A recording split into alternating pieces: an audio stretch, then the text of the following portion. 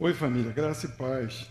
Mateus capítulo 6, versículos 7 e 8. E diz assim: E orando, não useis de vãs repetições, como os gentios, que pensam que por muito falarem serão ouvidos. Não vos assemelheis, pois, a eles, porque vosso Pai sabe o que vos é necessário, antes de vós lhe pedirdes. E eu acredito no que Deus faz. Deus sempre vai nos dando fundamento para a gente poder trazer o que é necessário. Papai mandou um vídeo de algo que eu já tinha visto antes, mas na semana do estudo em que a Selma esteve com a gente, ele mandou esse vídeo e trouxe esse texto. E aí, pum, clareou, né? Deus é tremendo, Deus faz as coisas maravilhosas na vida da gente.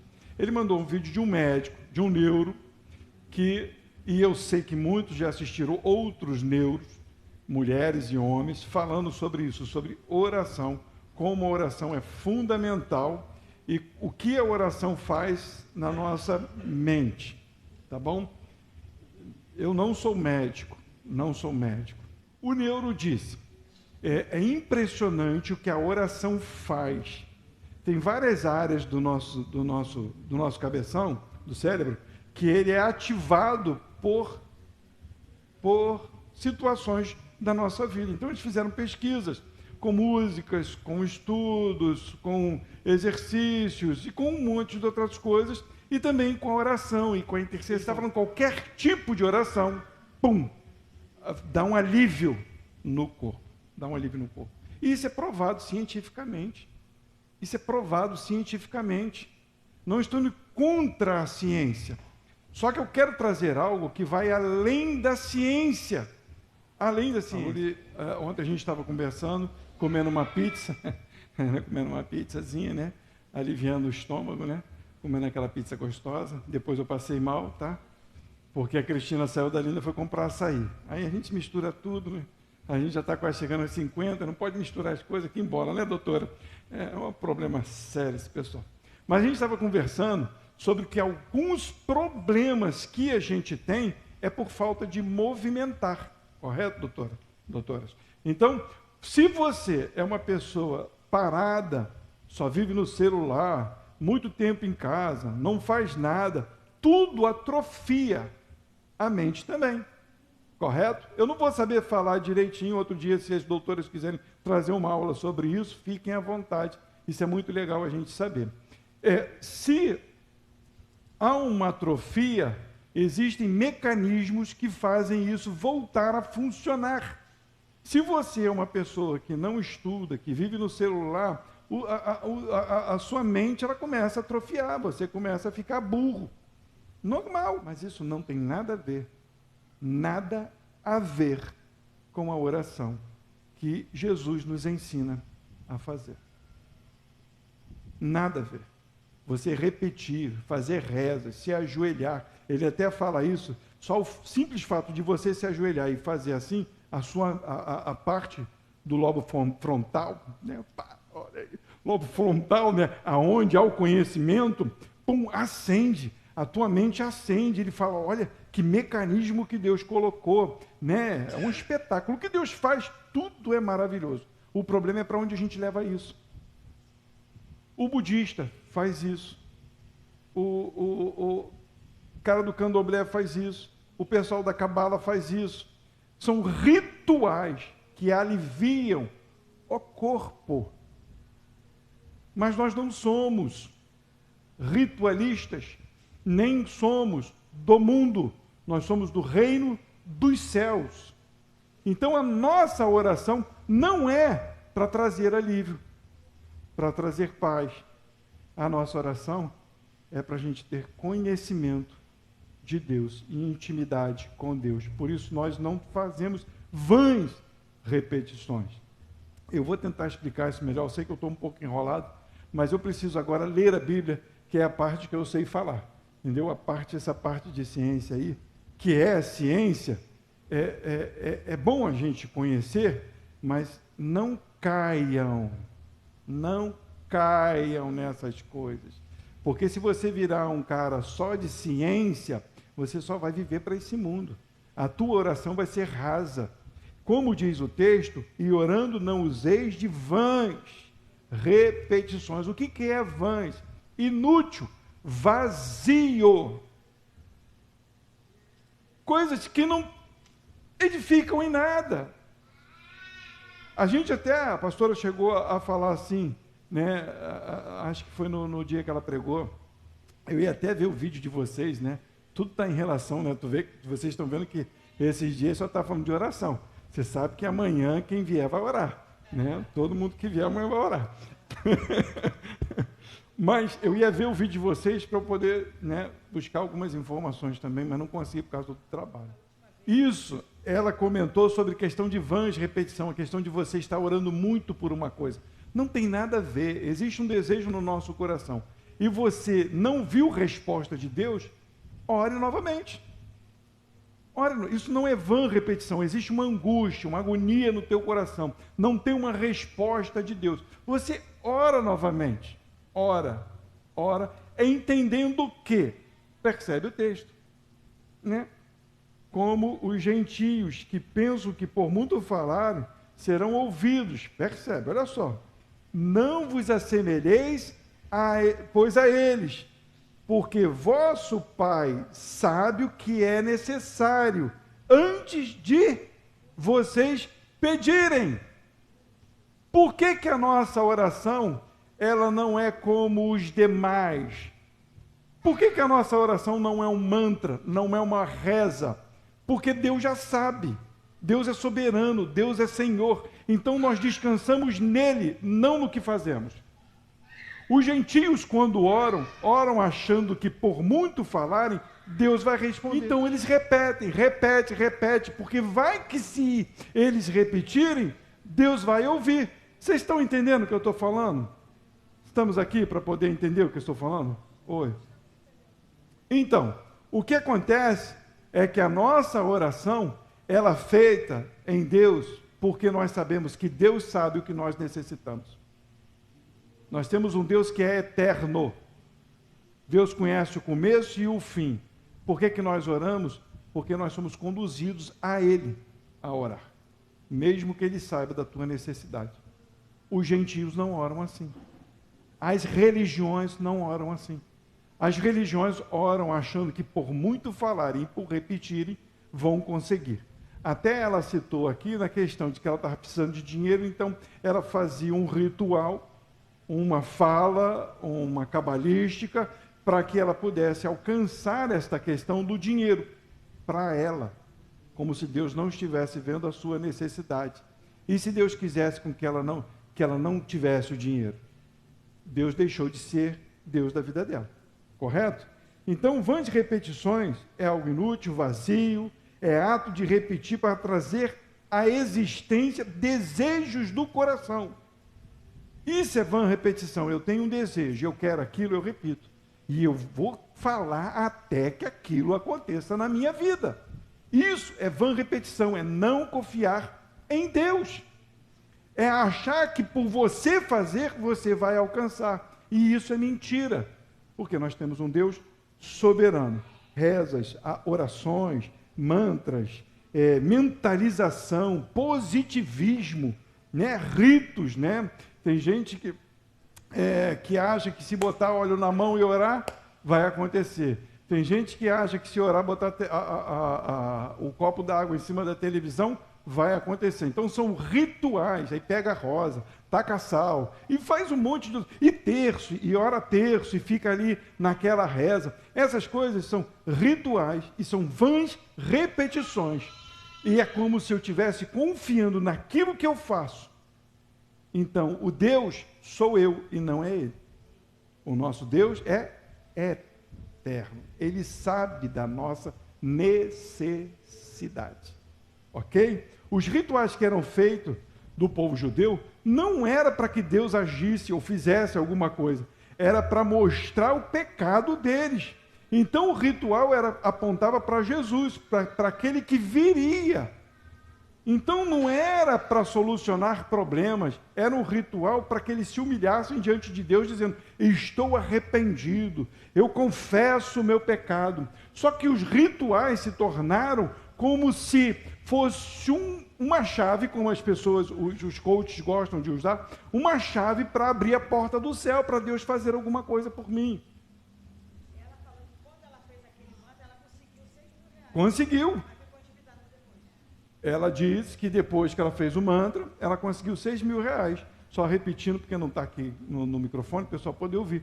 Mas depois ficou endividada. A gente pode citar o exemplo do povo no Egito, antes de sair. Eu até citei isso.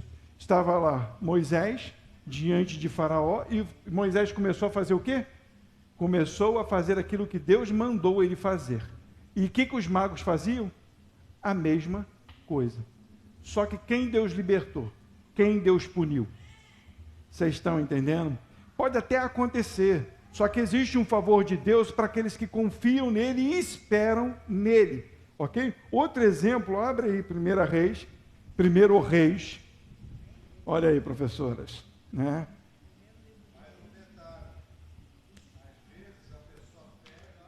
Toma um rei, exatamente, e foi Saul, exatamente. Então, a gente tem que tomar muito cuidado com essas coisas.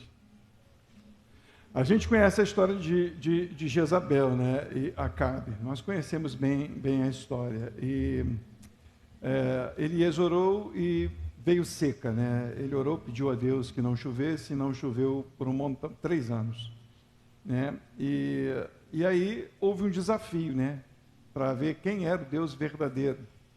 Provavelmente os 400 profetas de Baal.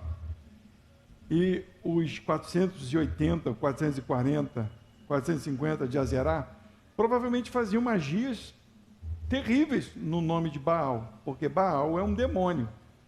Podia ter uma estátua lá, mas Baal era um demônio.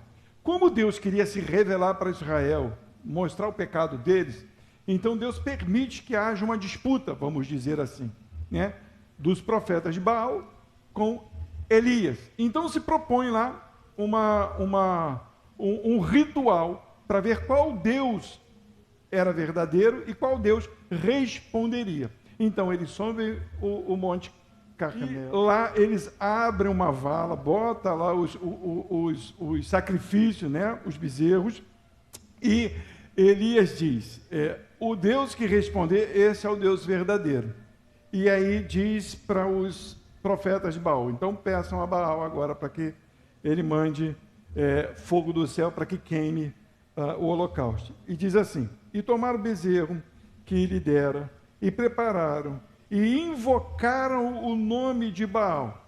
Percebe, olha aí, desde a manhã até o meio-dia, vãs repetição, inútil, porque é um Deus falso, um Deus que não existe, uma mentira, um demônio, dizendo: ah, Baal, responde-nos. Porém não havia voz, nem quem respondesse, e saltavam sobre o altar que tinha feito. Percebe, para ver se não tem nada diferente, às vezes na igreja. As pessoas dizem que querem uma coisa e começam a pular, achando que por elas pularem vai acontecer. Havia uma época lá no Ministério de Reconciliação, quando entrou aquela onda de louvor extravagante. Se você fosse o mais extravagante possível na adoração, Deus te responderia. Aí vem um cara lá da casa de Davi, não sei se os irmãos conhecem, é só que a gente conhece lá do meio gospel, e ele veio de lá nos ensinar louvor extravagante. Aí, né, são aquelas coisas que me causam angústia. E ele falou que um dia ele estava sozinho na igreja e começou a correr, pedindo a presença de Deus, e parecia um louco, e corria, e de repente, puf, depois daquele dia todo ele correndo lá na igreja, igual um maluco, ele sentiu uma paz, um negócio desse jeito assim. Nossa, que coisa extraordinária, sensacional. Perdoe o deboche. Olha o que Elias fala. E sucedeu, ao meio-dia, Elias zombava deles e dizia: clamar em alta voz, porque ele é um Deus. Pode ser que esteja falando, né? Vocês estão falando baixo, e ele deve estar conversando com alguém, né? Ou que tenha alguma coisa que fazer, né? Porque Deus está aqui fazendo uma coisa, conversando com alguém, e de repente ele esqueceu de vocês e foi fazer outra coisa, está fazendo outra coisa. Ou que intente alguma viagem. De repente ele quer sair dali daquele Monte Carmelo e quer ir para o Monte Gerizim, né? De repente ele quer fazer uma viagem. Talvez esteja dormindo e despertará. Em suma, Elias começa a falar, falem mais alto, repitam mais vezes. Quem sabe se ele não ouve? Continuem vã repetições, continuem fazendo a bobeira que vocês estão fazendo, pulem mais alto. Olha o que acontece, eles entram na pilha de Elias, e eles clamavam em alta voz. Eles ouviram Elias, clama mais. E se retalhavam com facas e com lancetas, conforme o seu costume, até derramarem sangue sobre si. Olha que coisa de louco. Eles começaram a fazer um costume deles, na zombaria de Elias, e eles começaram a se cortar, exatamente. É igual o pessoal faz flagelo, não sei de onde é que era, mas não estou lembrado não, mas é por aí mesmo. O pessoal começa a se punir para Deus poder olhar para eles. Vocês têm noção do que é isso? Para poder chamar a atenção de um Deus morto. O pior é que isso acontece no nosso meio. Pessoas querendo chamar a atenção do nosso Deus que é vivo, enquanto ele disse que ele já sabe das nossas necessidades. Nós não vamos deixar de orar, mas quando oramos, nós entendemos que Deus já sabe a nossa necessidade. Então não é pelo nosso muito falar, é pelo nosso confiar e esperar. E aí diz, versículo 29, e sucedeu que passando o meio-dia, profetizaram eles até a hora de se oferecer o sacrifício da tarde. Começaram de manhã, foram até meio-dia e foram até a outra hora do outro sacrifício. Porém não houve voz, nem resposta, nem atenção alguma. Lógico, não é um Deus que é vivo, mas o pior que fazem isso com o nosso Deus, dizendo que é para Deus. O versículo 8 que nós lemos, não precisa abrir, não vos assemelheis, pois, a eles, não sejam iguais. Tem coisa que parece que é maneira. Quando a gente ouve uma pessoa dizer que ganhou um dinheiro porque repetiu frases, aí te dá aquela pontadinha, né? Me dá a fórmula aí, como é que é esse negócio aí? Qual é o mantra que eu devo fazer para poder alcançar também? Gente, isso é sério. Tem crente que faz isso. Repete a palavra, ora por várias vezes a mesma palavra da Bíblia para poder alcançar alguma coisa.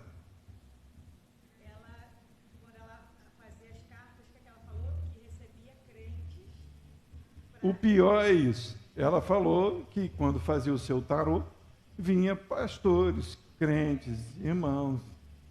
Entenderam? Nós devemos entender o que a Bíblia nos diz. Não vos assemelheis, pois, a eles, porque vosso Pai sabe o que vos é necessário. Antes, essa é a parte mais gostosa do Evangelho. O nosso Deus é eterno e é Senhor sobre tudo e todos. A nossa oração não sobe em vão.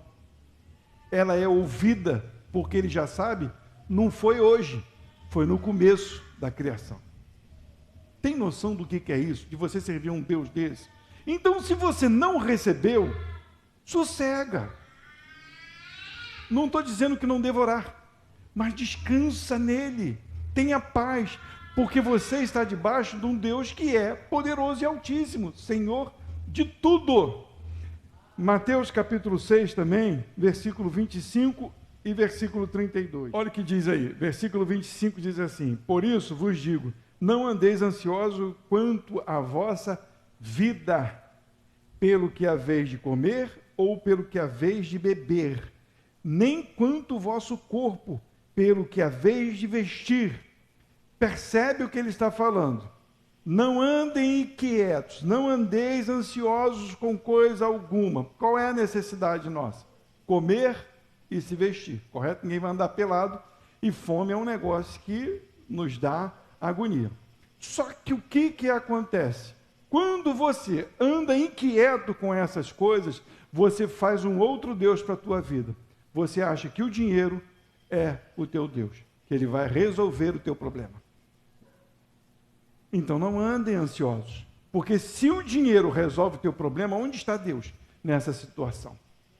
Ele deixou de ser Deus. O teu Deus é Mamão. O teu Deus é o teu dinheiro. Se você acha que a solução dos teus problemas é o dinheiro, você vai fazer vãs repetições, porque você acha que você, o adquirindo, você tem comida e tem vestuário, e você não sabe que se Deus está sobre tudo, sobre todos, é Ele quem nos sustenta, e o dinheiro vai vir na hora que tem que vir. O dinheiro vem dele. O esforço que você tem para trabalhar, para estudar, para fazer qualquer coisa, vem dele. A Bíblia fala que nele vivemos, nos movemos e existimos. Tem noção do que é isso? Em suma, ele é Deus. Não faça de Mamão o seu Deus. Acredite no nosso Deus vivo e verdadeiro. Não é a vida mais do que o mantimento, e o corpo mais do que o vestuário. Percebe, versículo 32. Porque todas estas coisas os gentios procuram. O Deus daquele que não conhece ao nosso Deus é o dinheiro. Eles procuram coisas para eles. E o que eles procuram para eles, eles endeusam aquilo que eles necessitam. É dinheiro, eu preciso de comida. Então, vocês podem ver por que o nosso Brasil está desse jeito aí. Por causa de quê? Picanha. Exatamente. A corrupção. Porque querem dinheiro, querem poder. Desnecessariamente, sem necessidade nenhuma, mas não podem ficar sem. Deus nunca foi suficiente para eles. E isso tem que estar alerta no nosso coração. Será que Deus é suficiente para nós? Será que a nossa disposição está em correr atrás, porque a gente precisa das coisas, e a gente não pode viver sem as coisas? Ou a nossa disposição está em buscar a Deus, sabendo que nele está o nosso suprimento, a nossa provisão, o nosso vestir? Se a gente entende isso, a nossa oração, ela não é vã, porque nós confiamos em Deus. Olha o que diz, vou ler o versículo 32 novamente, porque todas estas coisas os gentios procuram. De certo, vosso Pai Celestial, bem sabeis que necessitais de todas estas coisas. Deus sabe, Ele não é pego de surpresa. Oramos porque confiamos e esperamos nele. A nossa confiança tem que ser completamente, inteiramente, somente em Deus. Filipenses capítulo 4, versículo 6 e versículo 7. Não estejais inquietos por coisa alguma. Lá se fala de veste e comida. Aqui ele já abrange. Naquela época não tinha celular, não tinha carro da hora, não tinha nada disso. Hoje em dia tem um aparato de coisas para a gente desejar. E se o nosso coração não vigiar, tudo a gente quer. E aí ele fala para nós aqui, porque a gente começa a olhar para as pessoas, começa a olhar para os vídeos, começa a olhar para os famosos, começa a olhar para não sei quem, que não tinha nada, e do nada começou a ter tudo, né? Igual Pablo Marçal, né? O camarada disse que fez um negocinho ou outro e ficou rico de repente. O cara é milionário, claro, né? Ele cobra não sei quanto, só para as palestras dele. Ficou rico às custas dos crentes, né? Mas ninguém ouve isso, mas deixa ele enriquecer, os malucos indo lá, seguindo ele lá, com as mentiras que ele conta, dizendo que está abrindo chave no coração dos outros. Mas a gente não pode estar inquieto por coisa alguma. Antes, as vossas petições, as nossas orações, sejam em tudo conhecidas diante de Deus pela oração e súplica com ações de graça. Oração. Rendição. Para a gente, oração é rendição. É pedido de perdão. Deus não olha para o meu pecado. Me ouve, ó Deus. Esteja comigo, Senhor. Por favor. O Senhor conhece a minha necessidade. Eu clamo a Ti porque eu sei que o Senhor é Senhor de todas as coisas. Sabe de todas as coisas, petições. E Deus, muito obrigado por tudo que o Senhor tem feito. Mesmo que eu não entenda. Mas muito obrigado. Eu sei que eu tenho passado por aflições, eu sei que tenho passado por lutas, eu sei que o mundo está terrível, eu sei que eu tenho reclamado do sol, eu tenho reclamado da chuva, né? Eu reclamo do frio e do calor. Nós reclamamos o tempo todo. Não tem um cidadão no Rio de Janeiro que não reclame de frio e de calor. Nossa, está muito frio. Nossa, está muito quente. Né? A gente só sabe reclamar disso. E outras coisas. Mas ele está dizendo que nós devemos estar calmos e nós orarmos pedindo, não ordenando, e agradecendo.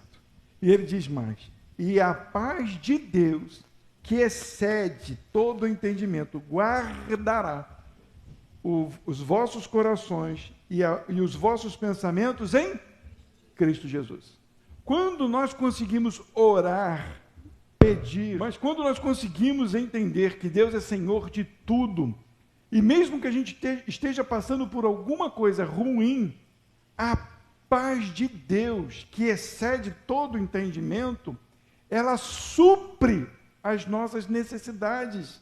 Isso é incrível. Ele fala assim: guardará os vossos corações. A paz de Deus que excede, não é a paz do mantra, não é a paz das vãs repetições, não é a paz das rezas, dos terços, não, é a paz de Cristo guardará, porque a paz de Deus excede o entendimento. O que é exceder o entendimento? O que a gente entende por paz? Coisas que são visíveis. É onde há ausência de guerra, onde tem comida e fartura de comida, onde tem água fresca, onde está fresco. É aquela visão errada que nós temos sempre, de quem gosta de praia, de uma rede, você deitado nela, aquele canudo bem grande, no coco, né? E você lá, desfrutando de uma sombra. Essa é a paz, né? Que quando eu fizer 50, eu vou querer. Porque quando eu fizer 50, não sei se vocês sabem, mas é um ano da libertação dos escravos. É um ano do jubileu dos judeus. Eu não faço mais nada. Entendeu? Eu quero chinelo no pé, comida na mão. Acho que eu não gostou muito. A gente tem essa ideia de paz humana. Aí você vê relatos em guerras, em destruições, em maremotos, de que pessoas estiveram num tremendo conflito e estavam em Deus, em paz. Perderam tudo e estavam em Deus, em paz. A paz que excede, ela sai do mundo, ela te arranca do mundo. É isso que ele está falando. É a paz que Cristo nos dá, ela guarda o nosso coração. O que é guardar o nosso coração? É entender que Deus sabe de todas as coisas. É entender que nós estamos debaixo de um plano superior, de um Deus superior, criador dos céus e da terra, que é dono do Gênesis e do Apocalipse, do começo e do fim. Deus não é pego de surpresa. Você não vai surpreender Deus. Deus não tem um sonho doido com a tua vida. Não, isso é lorota, isso é mentira. Isso é lorota, como é que o pessoal canta? Lorota boa, como é que é? Isso é mentira, que lorota boa. Esqueci, mas é um negócio desse jeito aí que o pessoal canta. Mas é mentira. Deus não é louco. Ele é Senhor. Ele é justo, reto. A gente, do começo ao fim, a gente vai variando, né? Deus não. Já fez, está pronto. Descansa nisso. Ore, clame, peça, agradeça. Entendendo que Ele é Deus. Ele é Senhor, Ele é soberano sobre a tua vida. Isso é maravilhoso demais. Em Tiago 4, versículo 13 ao 16, isso aqui é muito legal. Ei, Ei agora vós que dizeis, hoje ou amanhã iremos a tal cidade, e lá passaremos um ano, e contrataremos, e ganharemos. Ele está chamando a atenção. Você que faz os seus planos, segundo a tua cabeça. Ei, presta atenção no que eu vou falar. Digo-vos que não sabeis o que acontecerá amanhã. É o que nós temos dito aqui. Tudo que a gente faz sem entender o amanhã. Nós casamos e não sabemos o que vai acontecer amanhã. Nós temos filhos e não sabemos o que vai acontecer amanhã. Aí ele vai dizer assim, digo-vos que não sabeis o que acontecerá amanhã. É notório, é impossível a gente saber de alguma coisa. Os planos que a gente faz, a gente tem que fazer em Deus. Gente, não adianta você planejar uma coisa e achar que tem que acontecer do jeito que você planejou. Não adianta. A Bíblia fala que o homem pode fazer planos. Pode fazer, fique à vontade de fazer planos. Você pode, você tem todo o direito. Mas existe uma resposta. E ela não é sua, ela é de Deus. Ele vai dizer se aquilo vai ou não acontecer. Fato! Mas é isso, as pessoas não entendem. Deus quer porque eu não sei. Qual é o problema de eu dizer que eu não sei? Só porque eu senti vontade. O problema das igrejas hoje está nisso. Eu quero afagar o seu coração. Vai dar certo. Não vai dar problema nenhum na tua vida. Eu profetizo na tua vida que vai dar certo. Vã repetição. Profecias falsas. Mantra. Macumba. É mentira, eu não sei. Pode ser que dê certo. E o pior é se der certo. O pior, assim, vamos dizer assim, né? Claro, se der certo, glória a Deus, calma. Mas o problema é quando dá certo e a pessoa está vendo, porque fez aquela macumba lá e deu certo. Macumba, com todo o respeito, né? Assim, ficou repetindo aquilo, lá o cara profetizou, então deu certo. Eu conheço, quando eu falo, eu conheço. Tinha uma senhora que pegou uma criança nova, não era dela, mas ela insistiu para ficar com a criança, ficou com a criança, a mãe queria a criança de volta, porque a filha era dela, pegou a filha de volta, ela foi para a igreja, não vou falar o nome da igreja, e orou, e fez, e aconteceu, e a garota voltou. A garota é o cão chupando manga. Porque queria a filha dos outros. Estão entendendo? Botou no coração que o neném era dela, não sendo, porque queria uma filha, e foi orar, pedir para Deus. É o caso. Quer? Toma. Digo-vos que não sabeis o que acontecerá amanhã, porque que é a vossa vida? Que é eu, que é você, gente? É um vapor que aparece por um tempo, por um pouco, e depois se desvanece. A nossa vida é os 80, 120. Mas o que é a vossa vida? Não é nada, gente. A nossa vida vai embora. A gente estava conversando esse dia que a gente precisa, né? Estava na mesa lá, comendo aquela gostosa pizza lá, aquele negócio todo, e a gente estava dizendo o quanto a gente está ficando fraco por falta de movimentar o corpo, simplesmente por falta de movimentar o corpo. Simplesmente, a nossa vida vai passando, os cabelos vão caindo, os dentes vão caindo, tudo vai caindo, tudo é normal, a gente cresce para morrer. Mas então, a vida vai embora. Aí o que ele fala para a gente no versículo 15? Em lugar do que deveis dizer, o que realmente se deve dizer? Se o Senhor quiser, e se vivermos, faremos isso ou aquilo. É fácil. Ele está dizendo, confia em Deus, a vontade de Deus. Se vocês estiverem vivos até lá, vai acontecer, se Ele quiser. É fato. Mas agora vos gloriais em vossa presunção. Toda glória tal como esta é maligna. Perceberam? É maligna. Cuidado com as profetadas. Cuidado com as vãs repetições. Cuidado. Isso é maligno. Não sou eu que estou falando, é a Bíblia. Cuidado, isso é sério pra caramba. Romanos capítulo 8, do 24 ao 28. Porque em esperança fomos salvos. Só isso aí já mata todo o texto. Nós fomos salvos em esperança. O que é ser salvo em esperança? Ser salvo em esperança é que você foi tirado do mundo, foi resgatado das trevas, foi tirado do lamaçal do pecado. E agora há uma esperança. Vocês foram salvos. Existe uma esperança. E ele fala, ora, a esperança que se vê não é esperança. Nós temos algo glorioso para nós, mas não está aberto aos nossos olhos. Nós só sabemos pela fé. Porque o que alguém vê, como também o espera. Mas se esperamos o que não vemos, com paciência, o esperamos.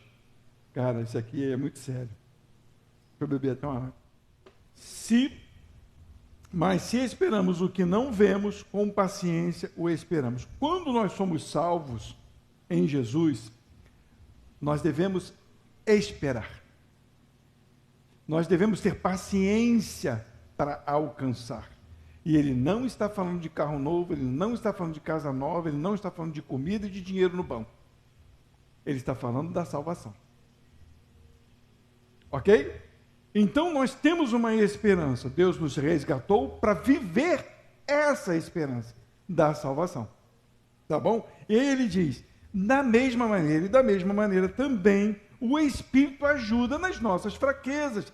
Olha aí, nós temos uma esperança, mas há um período no mundo, então há fraquezas, nós vamos passar por lutas e às vezes vamos passar até por dúvidas, porque a esperança é algo que nós não vemos, mas existe um ser que ajuda as nossas fraquezas, e é onde esclarece mais ainda a questão da vã repetição. Olha só, porque não sabemos o que havemos de pedir como convém, mas o mesmo Espírito intercede por nós com gemidos inexprimíveis. Nós não sabemos orar, nós nos decepcionamos, a esperança às vezes parece que está longe, a gente começa a ficar abatido. O que acontece? O Espírito gera em nós a oração perfeita, porque nós começamos a orar o que não convém, nós começamos a questionar a Deus, nós começamos a pedir a Deus coisas que Ele não quer para a nossa vida. E aí parece que a esperança vai ficando longe, porque a nossa esperança começa a ser terrena. E aí Deus, conhecendo a nossa fraqueza, já nos deu o selo, o batismo, o Espírito, para que nós pudéssemos ter a confiança de que esse Espírito intercede por nós. De uma forma que a gente nem compreende. E Ele vai dizer, aquele que examina os corações, sabe, Deus sabe qual é a intenção do Espírito, porque o Espírito está em nós. E é Ele, Deus, é Ele, o Espírito, que, segundo Deus, intercede pelos santos. Não foi lido aqui sobre os santos, né? A oração dos santos? Como é que era o texto? Pelos santos. O Espírito nos ajuda a orar pelo nosso irmão e para interceder por nós. Ele nos consola, Ele nos traz esse alívio, Ele nos leva a Deus. E sabemos que todas as coisas contribuem juntamente para o bem daqueles que amam a Deus, daqueles que são chamados segundo o seu propósito. Então tem coisa que a gente não entende, né? Chegou a Mabel, eu não entendia, mas chegou. Contribui para o bem, né? Essa deve ser sempre a resposta, não é o positivismo, né? Vou falar tudo positivo para poder não dar errado. Não, nós entendemos que se aconteceu, foi Deus quem... Acho que o Isaac também veio assim, não veio? Também veio, né? Não esperava, chegou Isaac. E outras coisas, eu não esperava por isso, aconteceu, contribuem para o bem daqueles que amam a Deus, porque aqueles que não amam a Deus, não esperam em Deus, não conhecem a Deus, a esperança está no mundo, e por isso sofrem, e fazem vãs repetições, mas a gente não precisa fazer vã repetição, porque nós sabemos que Deus nos deu segurança nele, nós temos paz nele, nós podemos estar tranquilos nele, Isso é importante. E sabemos que somos chamados para um propósito. E aí fecha. Se existe algo acontecendo na vida da gente que a gente não entende, Deus tem, não está entendendo, né? Mas que Deus tem um propósito, tem. Ama Deus? Deus tem um propósito na tua vida. Você orou, não aconteceu do jeito que Deus falou? Deus tem um propósito na tua vida. O Espírito está dentro de você, ajustando a tua vida, a tua oração diante de Deus, acertando, nos santificando, nos edificando, para que essas coisas nos levem mais perto, nos faça ficar mais perto de Deus, mais descansados em Deus, mais esperançosos em Deus, mais entendidos que para a gente esse mundo não presta. Nós vamos trabalhar, nós vamos agir, nós vamos fazer o que tiver que fazer, porque Deus nos dá força. E nós não vamos parar, vamos continuar, vamos para a feira, vamos cortar cabelo, fazer unha, vamos vender bolsa, vamos amassar as colunas dos outros, né? Dar vacina na galera, vamos trabalhar, vamos fazer frete, vamos embora. Vamos lá mexer com fio, conector, vender, eu ia falar muamba, mas não é muamba não, é remédio. Vamos vender remédio, vamos agir da forma que Deus nos der a condição, vamos embora. Mas sabe, tudo está no controle de Deus, dando certo ou não dando, estamos em paz com Deus, Ele é Senhor. Para encerrar, Hebreus capítulo 10, do 19 ao 23, o contraposto, né, o contrário da oração repetida, da reza, do mantra, de todas essas coisas que não levam a Deus, que são terrenas, são para proveito próprio, esse entendimento, assim diz: tendo, pois, irmãos, ousadia para entrar no santuário, pelo sangue de Jesus. Olha que coisa formidável, maravilhosa. O Senhor morreu pelas nossas vidas para que nós pudéssemos ir direto ao Pai. Você e eu temos acesso ao Pai. Às vezes a gente não entende a vontade dele, mas nós temos acesso, nós estamos diante dele pelo sangue de Cristo, pela morte de Jesus. Ele vai falar, pelo novo e vivo caminho, não é um caminho morto, que ele nos consagrou pelo véu, isto é, pela sua carne. Foi rasgado, moído por nós, para que a gente pudesse ter acesso ao Santo dos Santos. Ninguém pode ir até Deus, Deus é santo. Nós teremos que ser fulminados. Então o próprio Deus se fez carne, para que ele pudesse morrer pelas nossas vidas, para que a gente pudesse ter acesso. Quando Deus olha, ele vê o vivo caminho na nossa vida. Então nós temos acesso a Deus através de Jesus Cristo. E tendo um grande sacerdote sobre a casa de Deus, cheguemo-nos com um verdadeiro coração, em inteira certeza de fé, tendo os corações purificados da má consciência e o corpo lavado com água limpa, retenhamos firme a confissão de nossa esperança, porque fiel é o que nos prometeu. Ele está dizendo que nós temos um acesso por Jesus Cristo. Ele está dizendo mais ainda que nós temos certeza, e a nossa certeza é a fé. Nós não vemos, mas nós temos fé para descansar em Deus. E ele vai dizer, tendo o coração purificado da má consciência, das mentiras que minha mente me fazem acreditar, das coisas que me levam contra Deus. Então, ele me purifica da má consciência. E o meu corpo é lavado com água limpa. A palavra me purifica, né? Porque eu sou pecador. Então, a palavra está em mim, ela me purifica, ela me faz estar perfeitos, puros diante de Deus. E ele vai dizer que é para a gente ficar firme nessa confissão, nesse entendimento. Porque nós temos uma esperança. Porque Deus é fiel. E esse Deus que é fiel, ele prometeu isso para nós. Então, não entrem em parafuso com as orações. Não entre na mentira das pessoas, de que se a gente fizer isso ou aquilo, desse ou daquele jeito, ou dessa ou daquela forma, Deus vai nos ouvir. Porque se você fizer muito, Deus vai ouvir. Não.